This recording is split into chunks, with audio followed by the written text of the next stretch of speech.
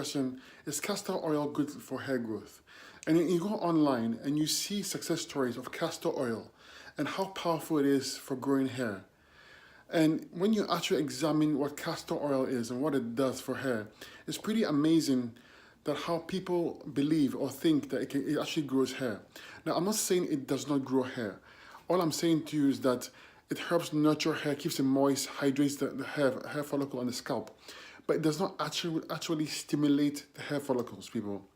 This means that if you love castor oil and you're getting great gains from it, just imagine what would happen if you used plant extracts that have been scientifically proven to grow hair, okay, in the lab as well as traditionally. Okay, there are plants out there that can stimulate hair growth. There are plants out there that actually beat minoxidil, which is the leading hair growth stimulant in the market, without any side effects. Okay, plants like Eclipta alba, plants like hibiscus, plants like rosemary, plants like ginkgo biloba, they have beaten minoxidil in studies. Okay, and yet people still give praise to castor oil. So when you combine these herbs in a hair oil like coconut oil or grapeseed oil, just imagine the potential and the strength in that. Okay, if castor oil did work for you, imagine using a product that has 17 of the very best plant extracts in it. 17.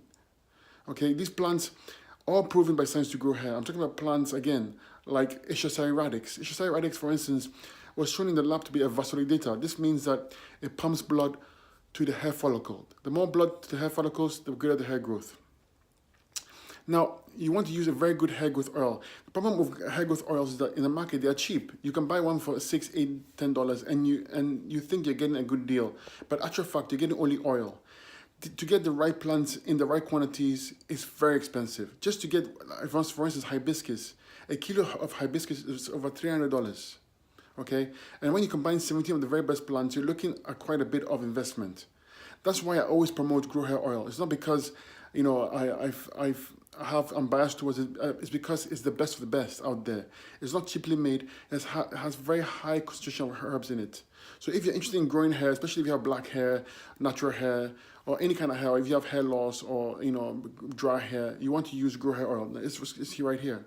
Okay. This is the very best of the best you can get when it comes to growing hair.